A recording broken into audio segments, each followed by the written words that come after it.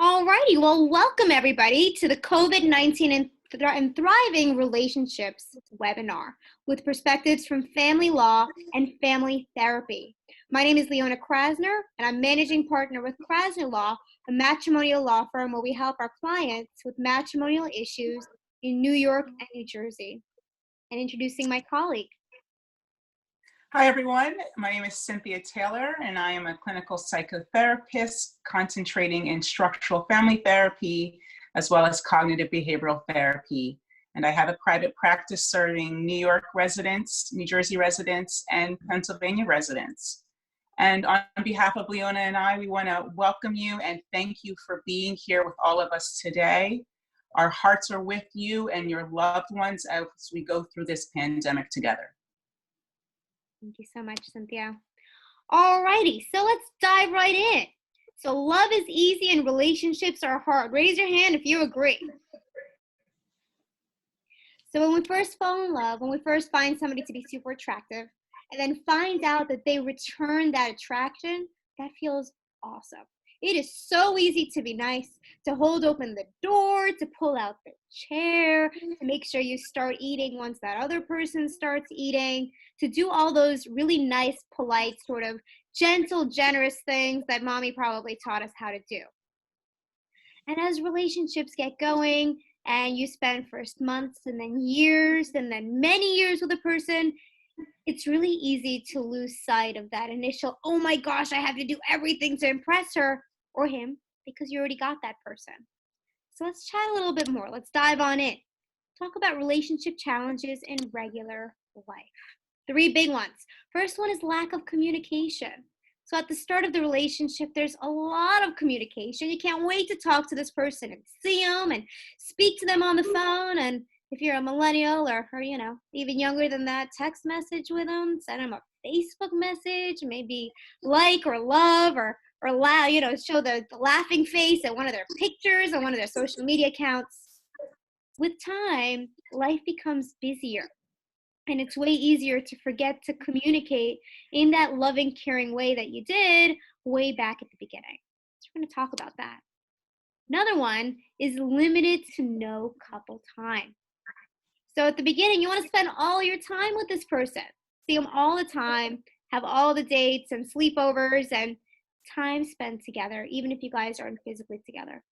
And then once dating's happening for a long time or you're married, once gets time to start calendaring these things, it's easy for work to take over and for friendships to take over and for this to no longer become as much of the focus. Chat about that too. Finally, lack of healthy boundaries. So whether you two are spending way too much time together and kind of grating on each other's nerves a little bit, or maybe not spending enough time together. Maybe the words that you're using when you're speaking with one another or the words that you're leaving unsaid, making the other person feel less than wonderful. So we'll talk about how we can put in place some healthy boundaries. And the effects of the virus have only been making things a little bit harder. We're now spending more time together in close quarters. Only so many rooms you can go into to sort of take a little breather from this person, especially if you're living in a teeny tiny apartment like me. Less time apart, you're seeing this person a lot. They say the heart grows fonder the more time you spend away from somebody, and we're not really spending a whole lot of time away from our partners. So the emotional impact of the virus. Been on social media a little bit and been seeing that a lot of folks are getting sick with this thing. Their relatives and close ones are passing away from this thing. It's scary. It's hitting hard, and that impacts a relationship. Also, we've got fewer plans to look forward to. I love going on vacations, and I had to cancel several of them because of this virus. And so it's hard. We chatted a little bit about how, Happy Friday is kind of a relative term when we're in quarantine because each day kind of looks like the next day, and birthday parties and celebrations need to be celebrated at home. Finally, uncertainty. We don't know how long this thing is going to last. We don't know what's happening in terms of work, in terms of our loved ones. That doesn't help a relationship. Okay, so gut responses that we're seeing here. One can be keeping score. Well, you didn't do the dishes, so I'm not going to be vacuuming. Keeping score like that is not healthy. It's not going to be helping your relationship. And there are better ways. Demanding, hey, you, go do the dishes. Guess what's probably not going to happen?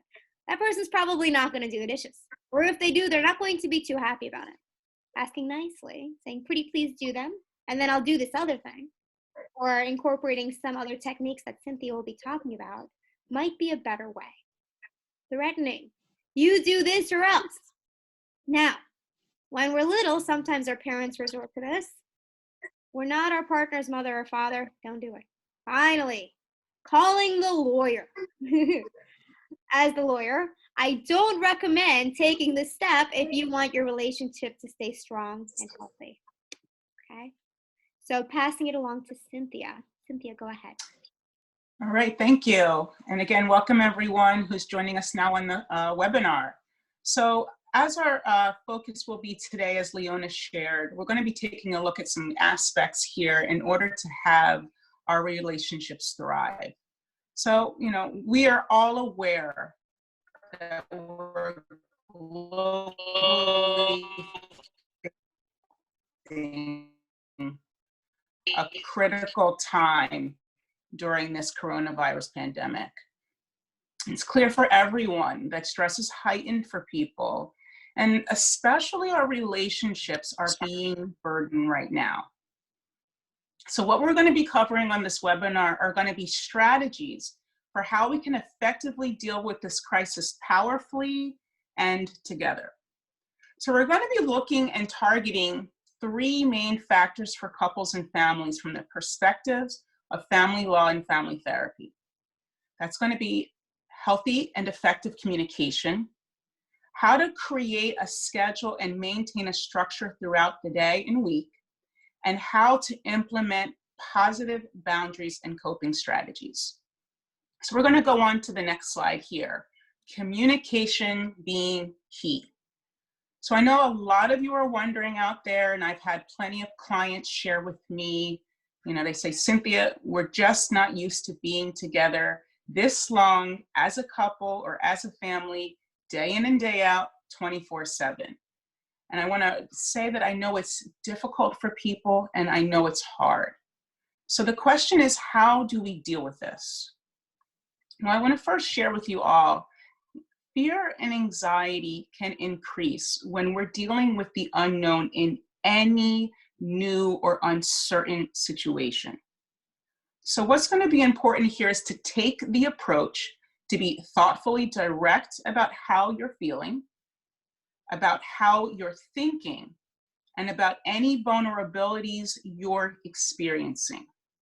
So I know that this can easily get masked, though, when we're upset about how the household is being run, right? The kids are running around screaming, the TV's blaring, and the trash hasn't been taken out in 2 days.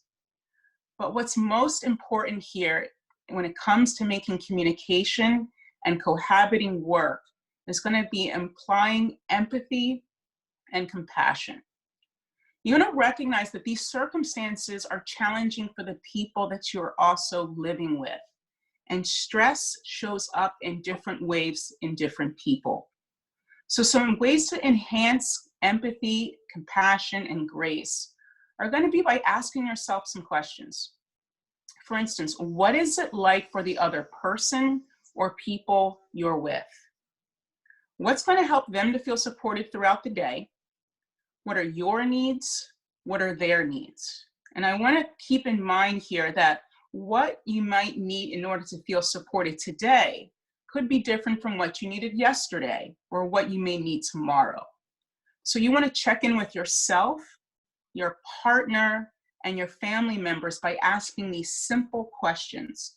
And what this is going to do, it's going to create an open and active listening and an understanding that could bring some peace and harmony into the living space. So we're going to go on to the next slide here.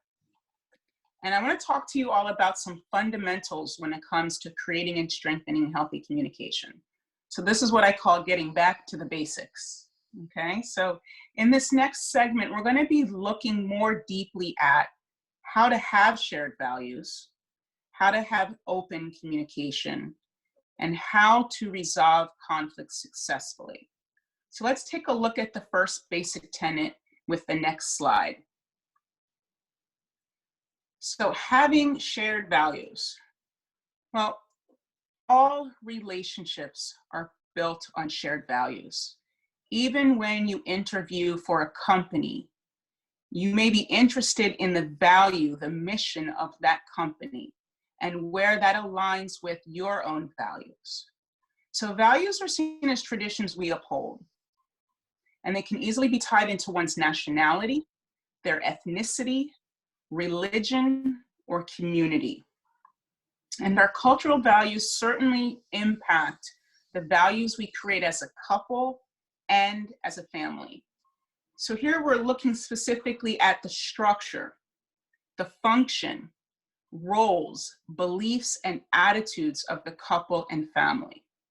So for instance, for this year, being the month of April, it's been a high holy season.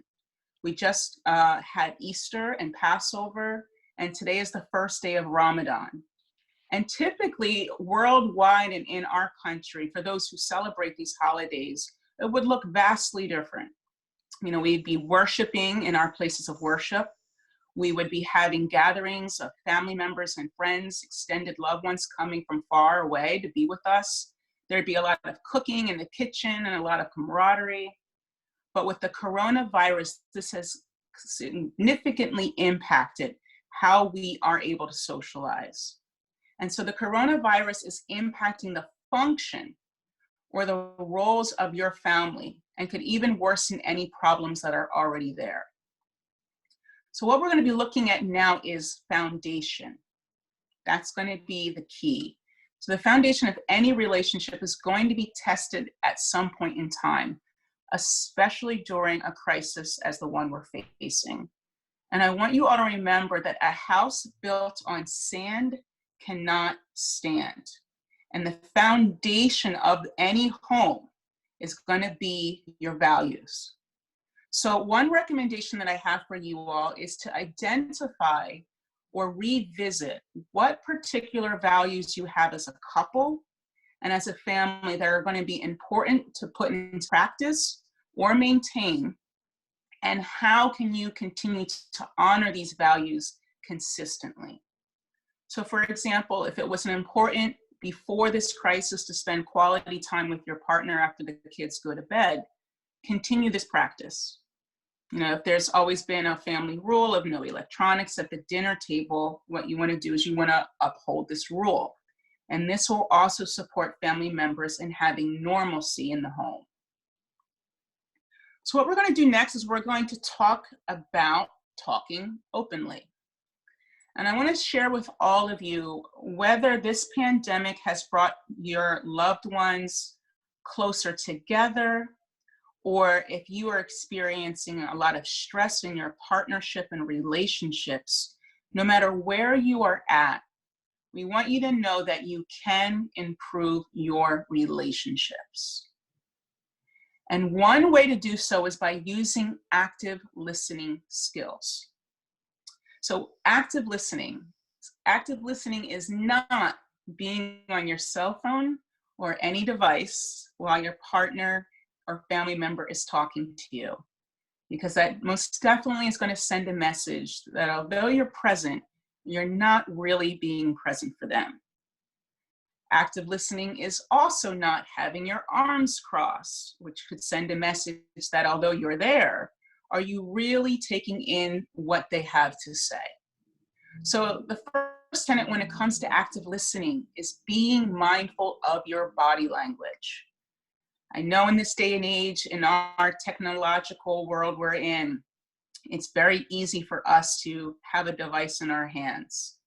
But you want to put anything that you're dealing with aside and give that person your undivided attention.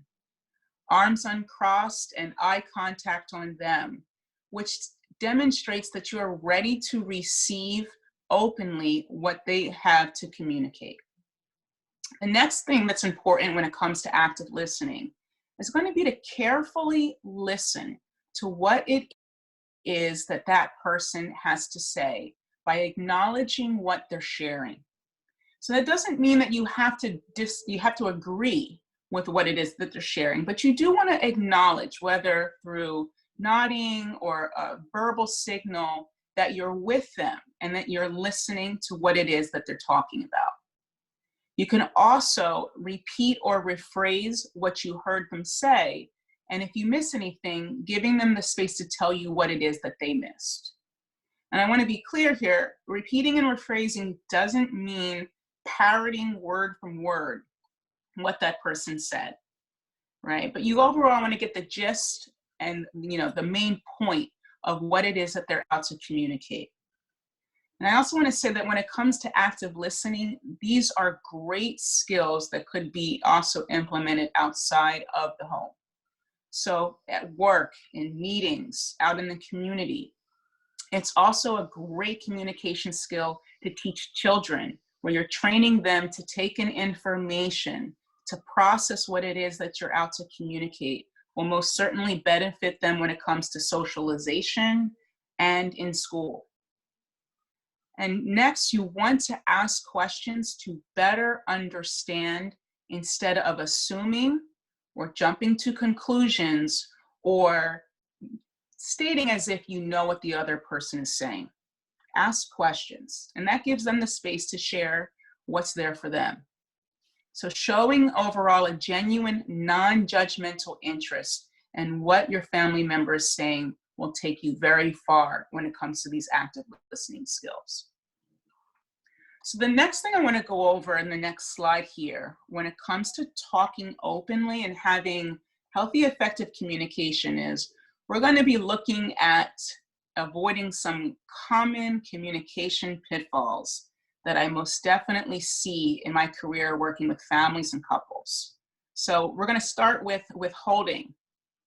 Now, withholding is when we intentionally keep something away from your partner that you know they want.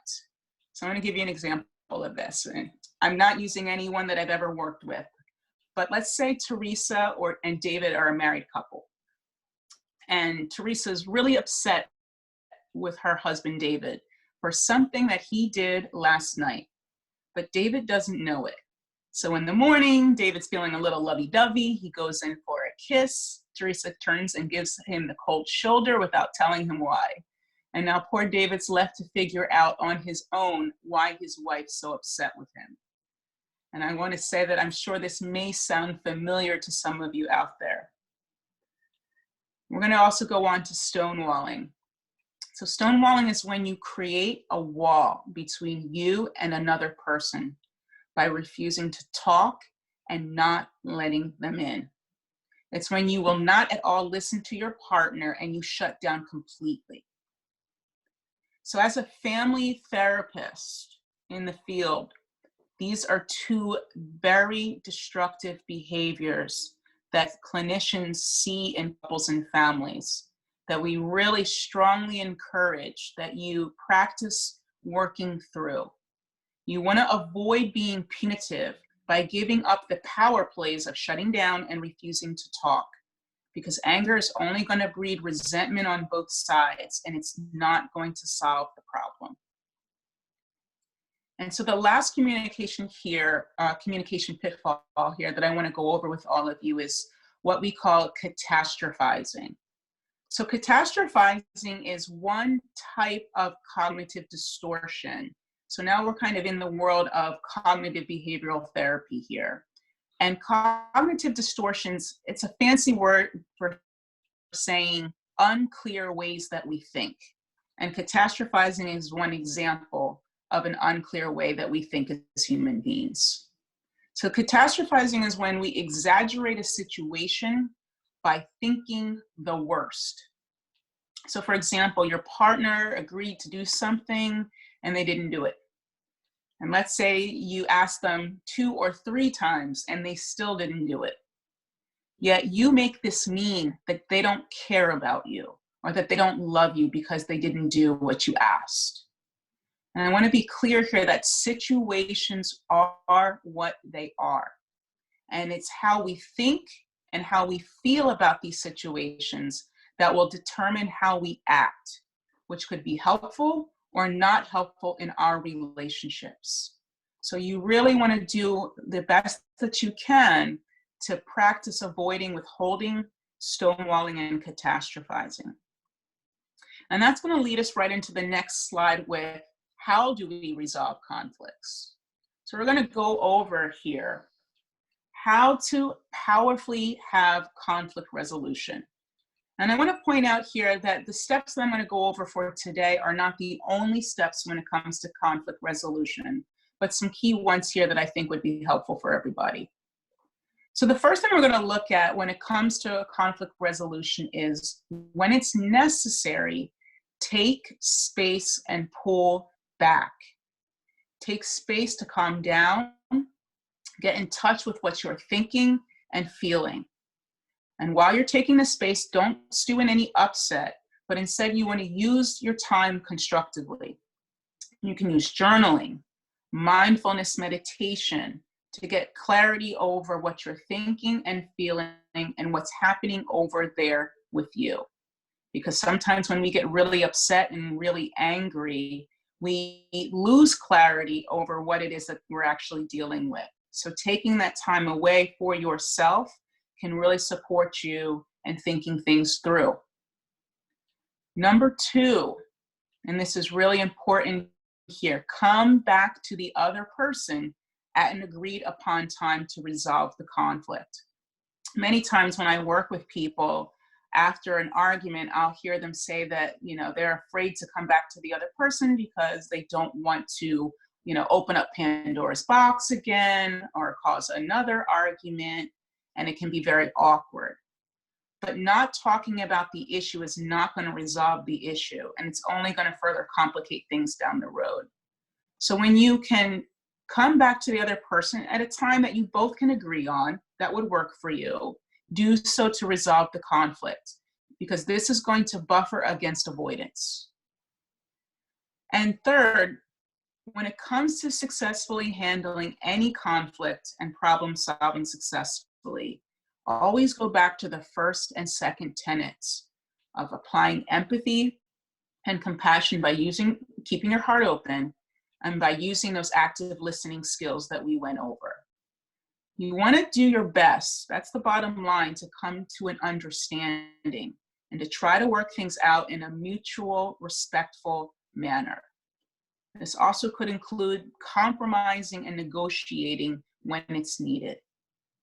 And if you've tried everything that you can see to try as a couple with the resources that you have, and it's still not, being effective and making a difference where the both of you are happy, you may want to seek out counseling.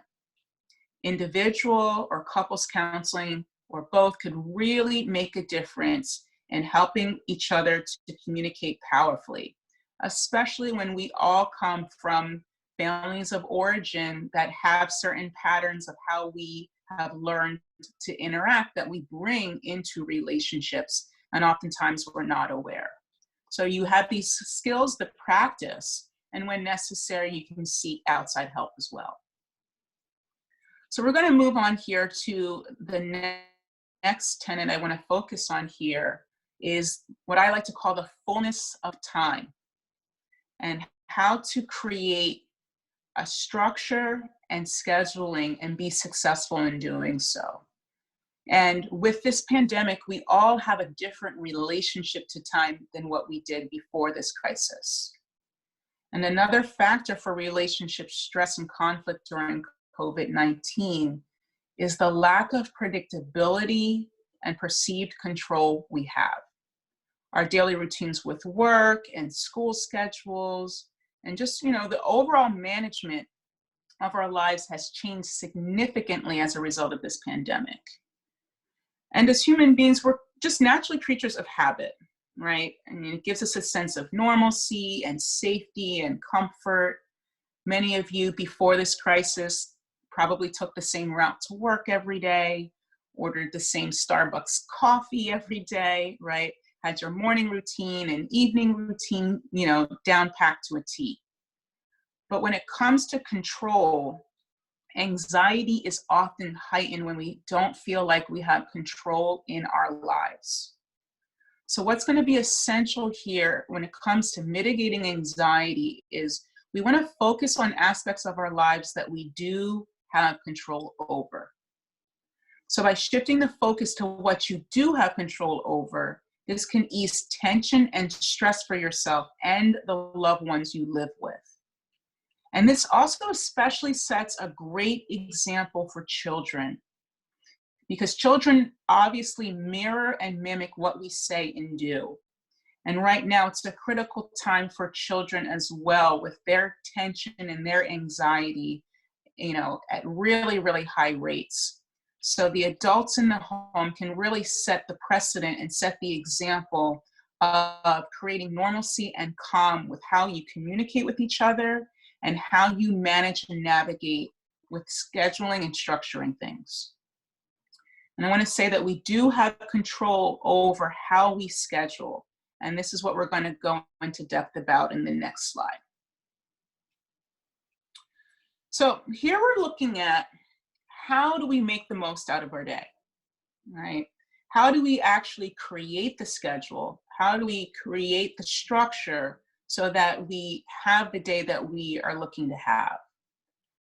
And some of you might know of the spiritualist and psychologist, Dr. Wayne Dyer. And he once said that change the way you look at things and the things you look at will change. So what does it mean to start your day off powerfully? Well, what I say it means is creating an intention for your day. So when you get out of bed and your feet are hitting the floor, start thinking about, what are you setting out to accomplish? Who are you saying you're going to be today that's going to make this day awesome for you and everyone else you're with? Life is now. Yesterday has passed and the future has not arrived yet. So all we have in reality is now. So you want to ask yourself these questions each morning. You can create a habit that you and family members can go over these questions together, and that also can enhance communication. And the second technique when it comes to structuring the day is writing and planning it out. So you can create a calendar, a goals list, a to-dos list, set reminders on your phone. If you're anything like me, I'm a little old school and I still operate with a black planner as well as my Google Calendar and my trusty sticky notes. So anything that you need in order to be successful when it comes to structuring your day, a visual will really help for organization and routine. And for those of you out there who are able to work from home, you want to designate your workspaces. So being in close quarters together all day long can make things feel very cramped. So identify ahead of time with your partner or family members what's going to be the best environment, work environment for everyone's needs. Where should the kids be when they have to do their school? Where should you be when you have your Zoom meetings? What's going to be the structure Monday through Friday when it's work and school time? Now, for some of you, that might mean it's the same kind of thing that you're out to create daily. For others, you might want to mix it up a little bit just for a change of scenery or a change of pace. But that's something that you can work out and see what works best for you and everyone else. Now, this next point here I want to go over is for all of my workaholics out there with tunnel vision, and I speak to myself when I say this. You want to schedule breaks for yourself throughout the day and stick to them. You even maybe want to put those breaks in your schedule to hold yourself accountable to take them. It's okay to take a breather. And what we're going to do in the next segment, we're going to talk more about how to cope with stress and how to take breathers. And for family members who are not currently working, this is an opportunity to tap into creativity. Creativity is not just for artists and musicians. anyone can be creative. It just takes some practice. So I know many of you out there probably shared with someone in your life that you never had time to finish that project you started, or even start that project that you always had been wanting to do, and look at just what opened up: time. So dealing with the challenges of COVID-19 and all that this pandemic has created and is creating is going to take a certain mindset with how we frame things. So what are your interests, activities, hobbies that you can fill your day with? And lastly here, what I want to go over is how to end your day powerfully. Now, this is going to be a great exercise that you can do in a number of ways: by yourself, with a partner, family members. Again, something I strongly encourage you get the kids involved is at the end of the day, you want to scan through your day and you want to list, you can do it verbally or in writing and then verbally share, what are 5 things you're grateful for? What are 5 things that you appreciate about yourself and others? What did you or other people accomplish today? Did the baby take her first steps today? Did someone get a great score in online school today? Did you learn some new chords on the guitar that you've been practicing today? What are you grateful for? What do you appreciate? And what can you acknowledge regarding your accomplishments? You know, this pandemic can be seen as an opportunity to reflect on the blessings that we do have. And this also can enhance our love and bonding for each other. And so what we're going to do now is we're going to go into the last segment that I want to cover with all of you. And that's going to be boundary setting and how to apply positive coping strategies. Right? And so I'm going to talk with all of you about how to navigate our needs for self-care while we also spend time with other people. So we're going to first take a look at boundaries. We're going to go to the next slide here. Setting boundaries for ourselves. So what are boundaries? Well, boundaries are defined as the limits we set. And what's important is for us to know what our limits are, how much we can give, and when it's time for us to pull back and take the time that we need to rejuvenate. And what's important about this is you want to be able to check in with yourself to strengthen your own self-awareness with what's going on with you, which will help you to create the boundaries and then maintaining the consistency to stick to them. And we all need a break from each other. I mean, especially times right now when we are living with each other day in and day out, where many people do not have access to going outside. So you want to look at how can you carve out time for yourself, which can reduce stress and replenish you, and also directly and indirectly reduce stress for other people you live with. So we're going to go into the next slide here, which is going to be how do we actually replenish? Okay, so I want to say that, you know, we are not used to, as human beings, this level of immobility that we're all experiencing, you know, over these last months. And our minds and our bodies just aren't used to it, you know. So what this does is it adds another level of stress because we're not exercising our bodies and our minds the way that we normally would. And this can naturally affect and bleed out into our relationships. So what you want to do here is you want to get active. You want to activate your mind and your body. So some helpful tips could include yoga, which do so simultaneously for the mind and body. Breath work, learning how to breathe from your diaphragm, settles any stress, tension in the body, and any anxiety that one may be experiencing. If you like to bike, if you have a stationary bike, or if you are able to bike outside, you know, getting involved in physical exercise. Gardening, you know, for those of you that have access to doing something like that, even in the home, a great resource when it comes to a grounding technique. Having your hands in the earth, smelling the earth. What does it feel like through your fingertips? All can ground you and reduce stress. And for those of you that this is applicable for, going for a social distance, walk or run. And there's also many online resources out there for exercising at home. And you also want to stimulate your mind by learning a new hobby. And there's free resources for meditation and mindfulness, cooking classes, learning a new musical instrument, online book clubs, online karaoke, you name it. You can go to Eventbrite or meetup.com or some other websites for some ideas. You can do these activities alone, with a partner, or even as a family member. So lastly, I just want to say the importance of also checking in with other people outside of your home. And I know that many of you are doing this already. So calling and video chatting with extended family members, friends, it not only adds an additional support for you, but it also helps other people to feel connected, because many people are going through the same thing. And as a reminder, we're all in this together.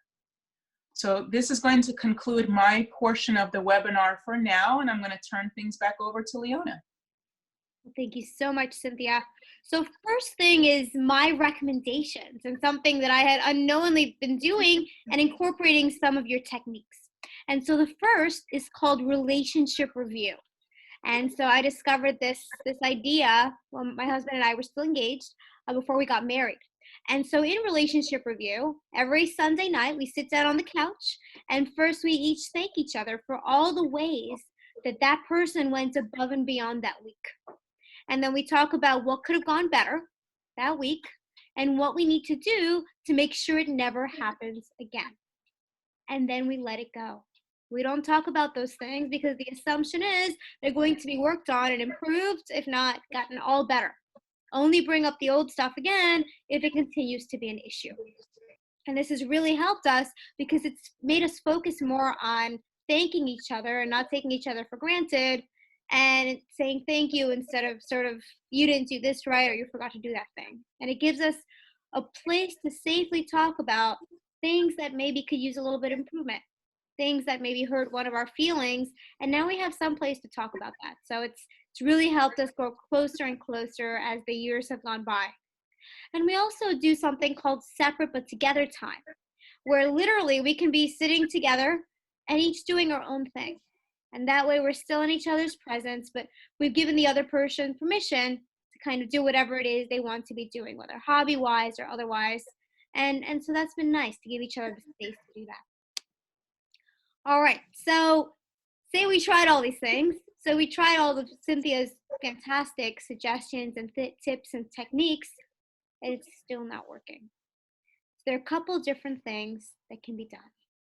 Temporary restraining orders, separation agreements, divorce, and child visitation support and or custody. So let's chat a little bit more about temporary restraining orders. What happens in order to get one of those is, if God forbid there's a situation where one partner makes the other feel unsafe or in danger of physical harm or even worry about death. Okay, so courts are open for that. They're closed for a lot of other things except for emergencies. These are the sorts of emergencies that are admissible and that courts are hearing motions on right now. And so once somebody gets a temporary restraining order against somebody else, that second person can't be in the same place as you, can't text you, can't call you, can't contact the children, can't go to your work and try to bother you there. Okay? Next is separation agreements. So if it isn't working out and two people want to try separating for a little while, there are children involved, it's a little bit complicated. Separation agreement is a contract that you enter with your partner, and in it are specific provisions around property. Who's going to be living in the marital home? Are there other properties? How are those going to be divided? What's going to happen with rent to pay or rent to be received and split from properties? How about debt? How is debt going to be paid? How about current finances, right? So marital property of the financial kind. Who gets to see the dog and walk the dog and live with the dog? Support their children, child support. How much is that going to be? Is it going to match the national standard or the statewide standard, or is there going to be a deviation from that? Spousal support.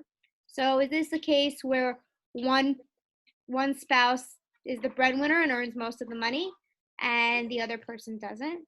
In that case, spousal support, or what used to be known as alimony, may be put in the contract as well.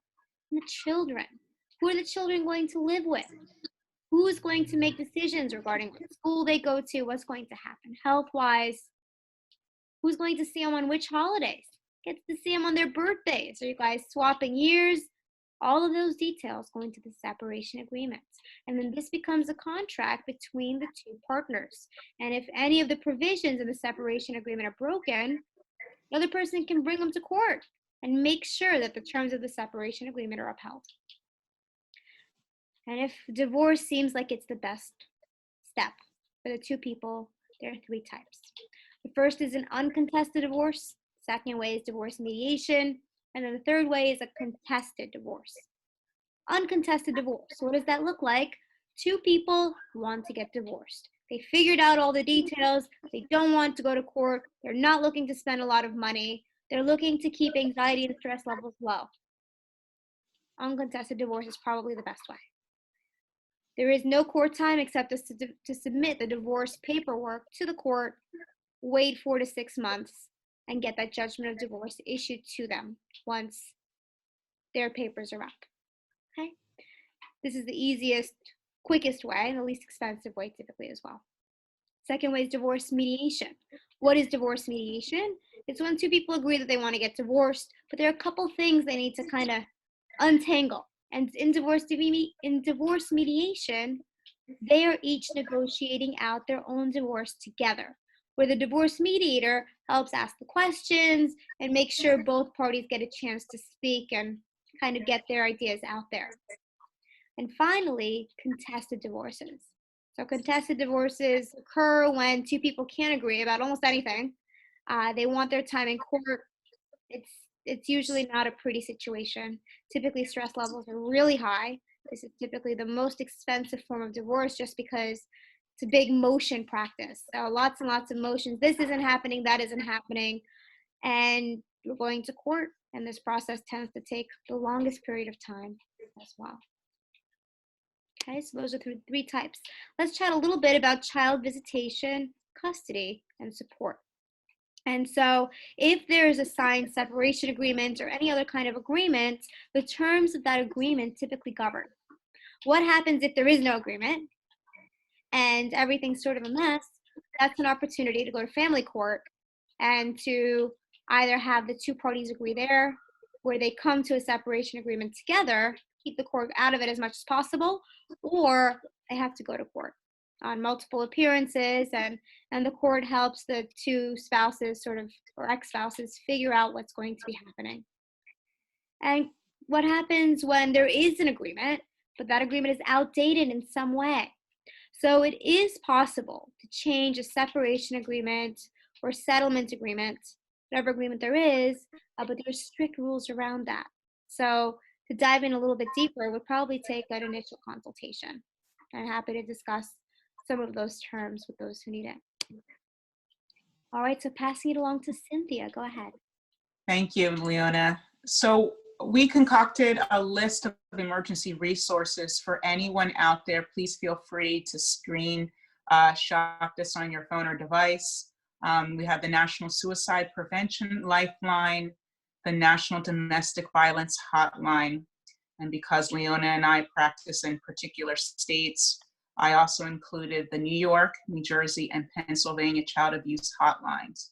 If anyone is on this webinar who does not live in New York, New Jersey, and Pennsylvania, you're more than welcome to reach out to me and I can support you in finding that child abuse line, or you can, do an internet search. But I want to say that, please, we strongly encourage that if you know someone who is at risk with their safety, please pass on this number, or if you yourself are at risk, please contact the emergency crisis.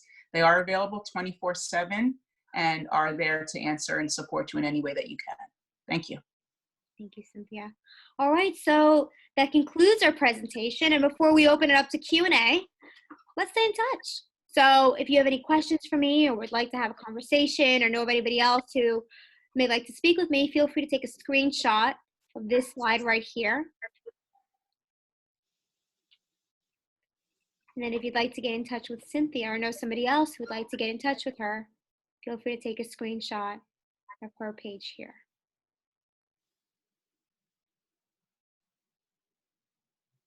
All right, and now opening it up to Q&A. So I'm going to unmute everybody, and we'd love to hear any and all questions that you may have.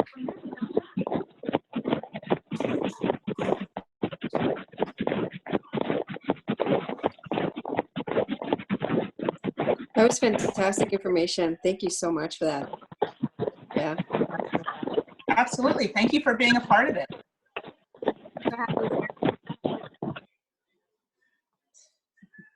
Anybody have any other questions regarding specific situations or advice on any particular areas?